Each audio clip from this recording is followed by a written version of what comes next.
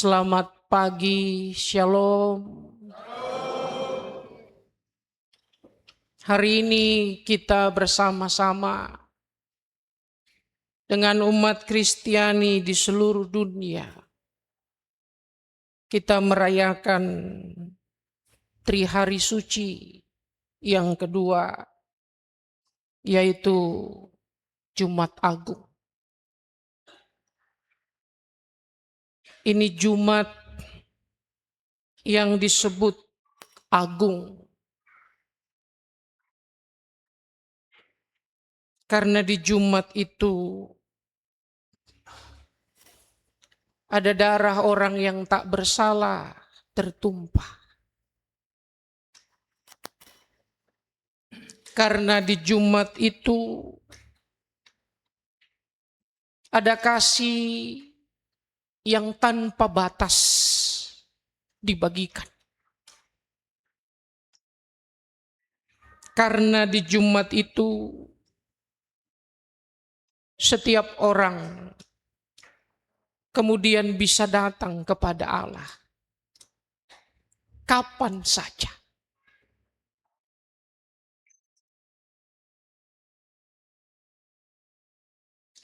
Dan dalam Jumat Agung ini, Ibu Bapa dan saya kita akan mengambil bagian dalam perjamuan kudus. Jamuan ini disebut kudus karena dikhususkan untuk kita yang berdosa. Dikhususkan untuk semua orang yang mau datang. Bukan dari kesempurnaannya,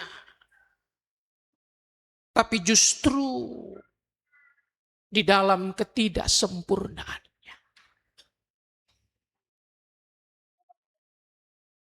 Dan tentu di momentum yang kudus ini, Ibu Bapa dan saya tidak membiarkan ini sekedar sebagai rutinitas belaka. Atau hanya sekedar ritual seremonial. Tapi hari ini Bapak Ibu dan saya diajak untuk masuk lebih dalam pada esensi, pada makna yang sesungguhnya. Supaya Bapak Ibu dan saya menemukan api kesadaran baru, api yang menuntun kita untuk melangkah sebagai manusia baru. Nah, untuk itu saudara-saudara, kita mau berefleksi di Jumat Agung ini,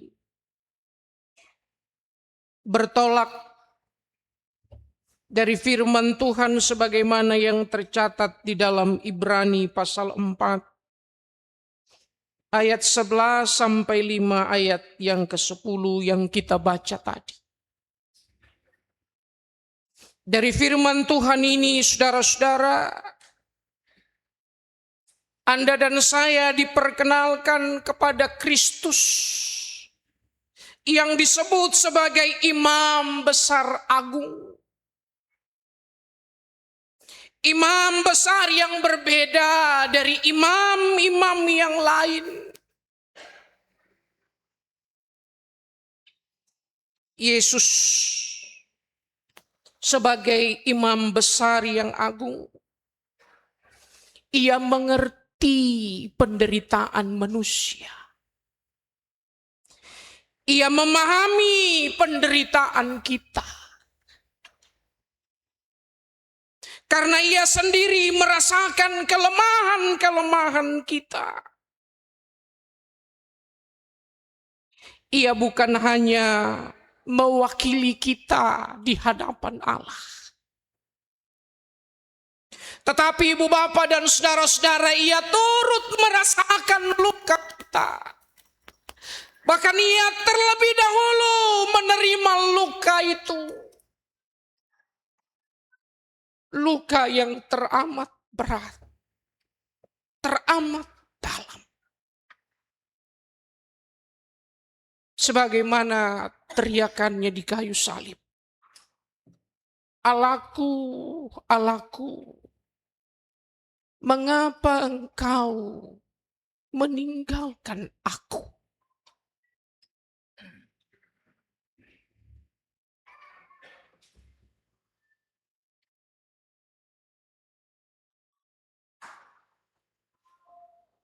Itu juga jeritan kita.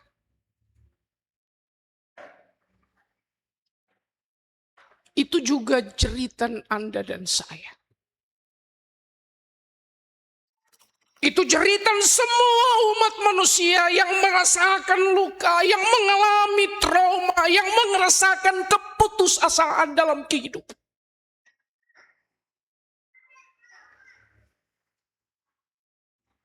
Yesus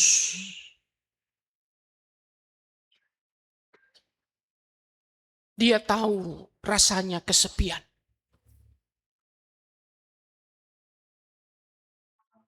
Dia tahu rasanya hidup sebagai orang yang terbuang. Dia tahu dan dia merasakan bagaimana menjadi manusia yang tidak dihargai.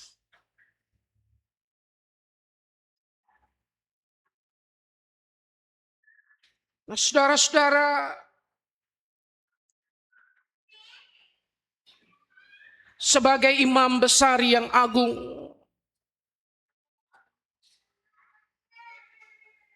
Kristus tidak hanya mati untuk kita, tapi ia juga berdiri di posisi Anda dan saya.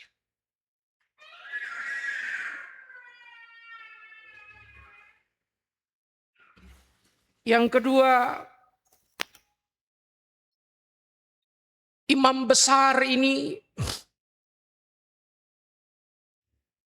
imam besar yang membuka akses semua orang untuk datang kepada Allah.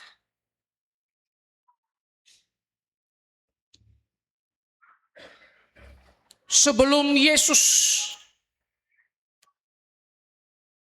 hanya orang-orang tertentu yang punya akses langsung kepada Allah. Makanya ada ruang Maha Kudus, ada ruang kudus, ada pelataran. Kalau orang banyak, biasanya hanya ada di pelataran. Tidak punya akses untuk masuk ke dalam bait Allah. Hanya orang tertentu yang bisa sampai ke ruang kudus. Dan hanya orang-orang yang super spesial yang bisa masuk sampai ke ruang Maha Kudus. Tetapi di saat penyaliban Kristus, ketika ia mati untuk menebus dosa umat manusia, tabir bait suci itu terbelah. Tidak lagi pembagian ruang Maha Kudus, ruang kudus dan pelataran untuk masa. Kristus menjadi jalan yang membawa orang semua untuk datang kepada Allah.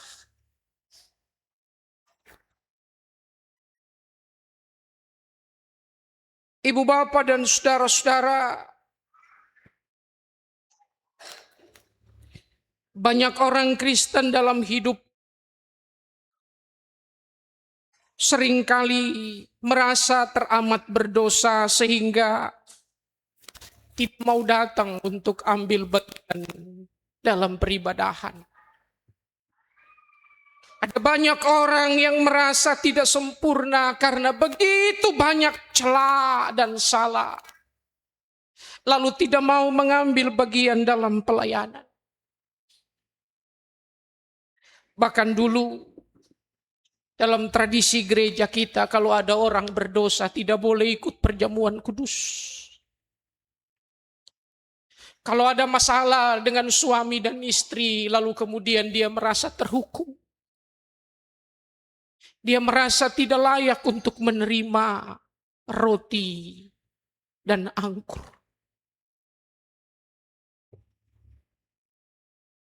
Saudara-saudara, saat Yesus mati,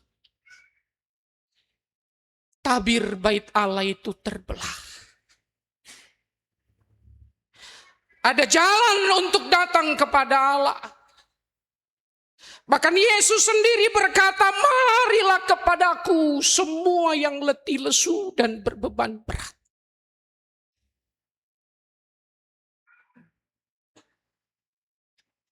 Salib itu betul menyingkap dosa kita.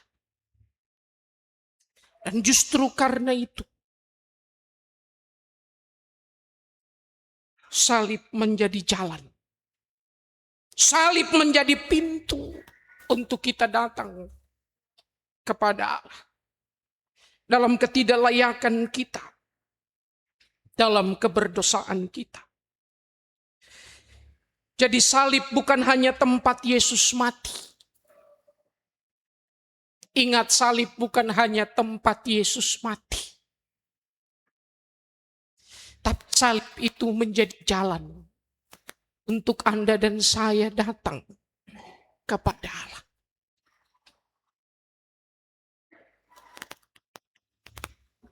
Yang ketiga, saudara-saudara, imam besar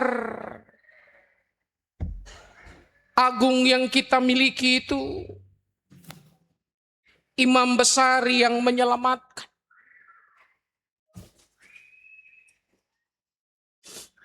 Bukan dengan harta, bukan dengan emas dan perak, tapi ia sendiri yang mencurahkan darahnya. Dan ini bukan hal yang dia tidak tahu sebelumnya, saudara.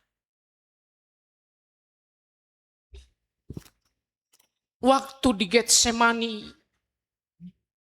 ia bergumul sampai bulir-bulir keringat yang keluar itu seperti darah. Dia sudah tahu. Dia tahu jalan salib yang mesti dia lalui. Tapi dia tidak putar balik. Dia tidak ambil jalan lain.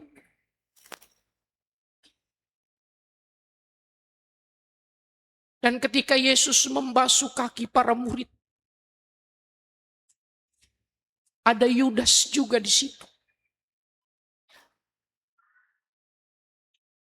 Yesus tidak melewatkan Yudas. Yesus juga mencuci kaki Yudas.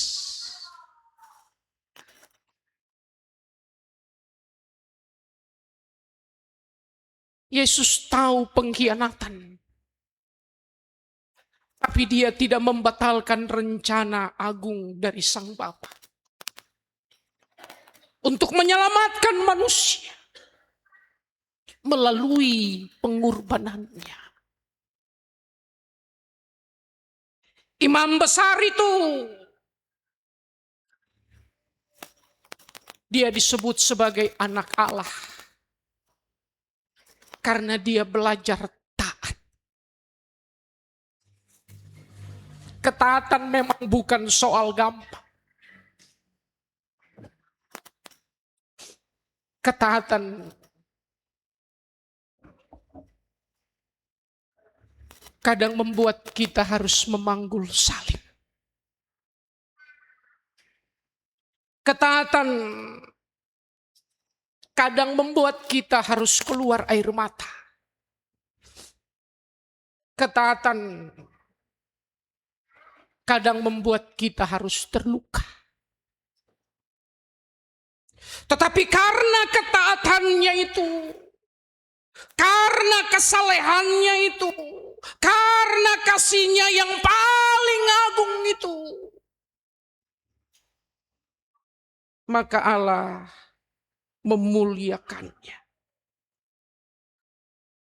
Dan apa yang dia lakukan itu diperhitungkan untuk manusia. Pengorbanannya itu diperhitungkan untuk Anda dan saya. Sehingga bukan karena kuat dan hebat kita, tapi karena anugerah Allah. Kristus yang menyelamatkan. Jangan tukar Yesus dengan apapun. Sekali Yesus, tetap Yesus.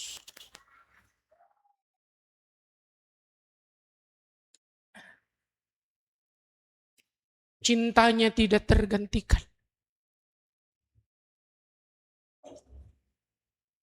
Bayangkan Yudas yang ia tahu akan menjualnya.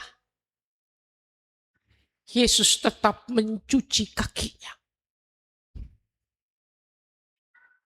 Di mana lagi Anda dan saya menemukan kasih yang seperti itu?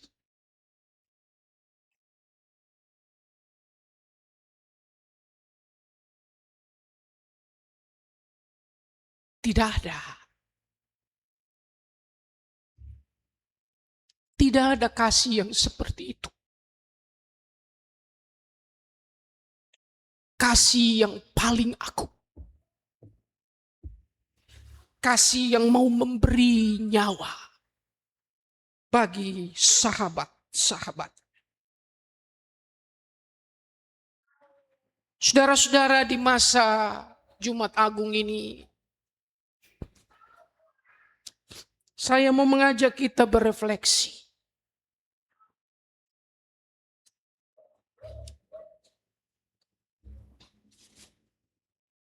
Apakah saya masih menjauh dari Tuhan karena merasa tidak layak?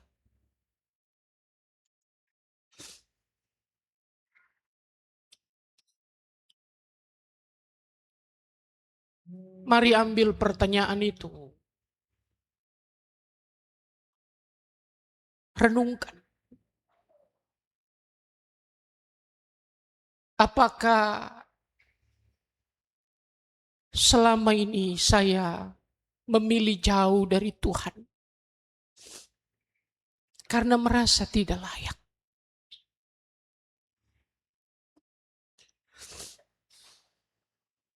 Justru kalau Anda dan saya merasa tidak layak, saat itulah saat yang tepat untuk Anda dan saya datang. Datang dengan jujur. Datang dengan tulus.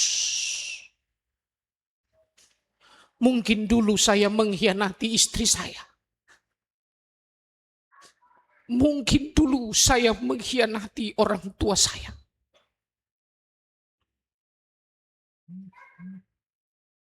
Mungkin dulu ada luka yang saya timbulkan dalam relasi dengan orang lain. Bahkan mungkin dulu saya pernah menjadi sama seperti Yudas yang menukar Kristus dengan barang murahan.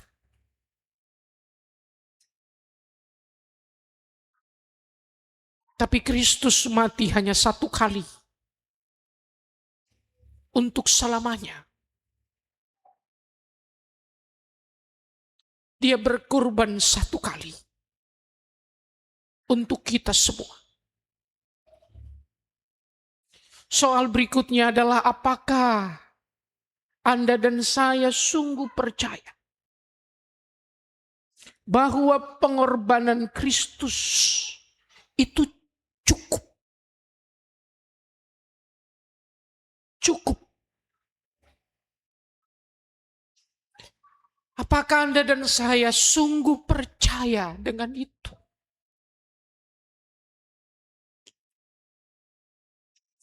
Sehingga tidak lagi membiarkan diri kita dituntun oleh kecemasan, dituntun oleh ketakutan.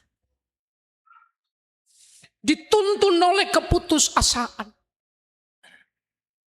seakan-akan sudah selesai.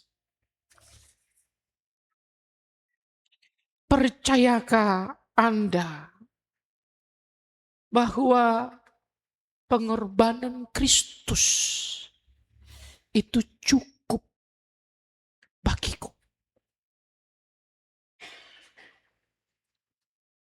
Dan yang terakhir,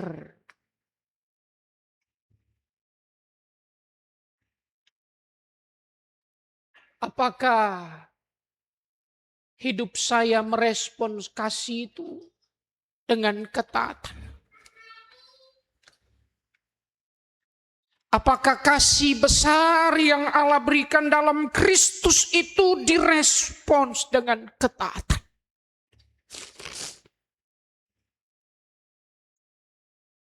Atau dengan sadar kita masih memilih untuk terus melangkah di jalan yang salah? Sudah terlanjur, sudah tanggung. Kalau mau basa-basa sekalian, kalau mau mati-mati sekalian.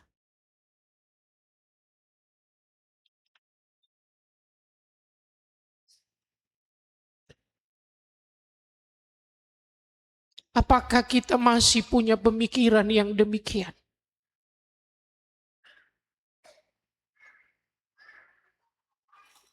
Atau justru dengan rendah hati kita mau berbalik dari jalan yang salah?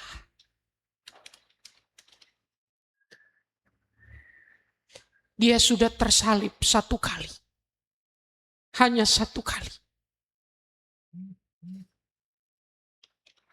Jangan lagi menyalibkannya berulang kali. Dengan ketidaktaatan kita.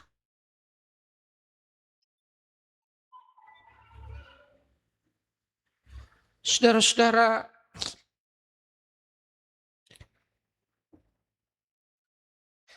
ingatlah akan satu hal ini.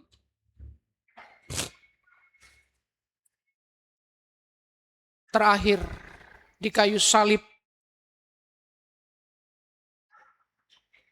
imam besar kita tidak hanya berdiri di hadapan kita di hadapan Allah bagi kita. Tapi ia menyerahkan dirinya sepenuhnya. Supaya Anda dan saya bisa hidup selamanya di hadapan Allah. Selamat Jumat Agung. Selamat menyongsong Sabtu Sunyi. Saya juga mengundang kita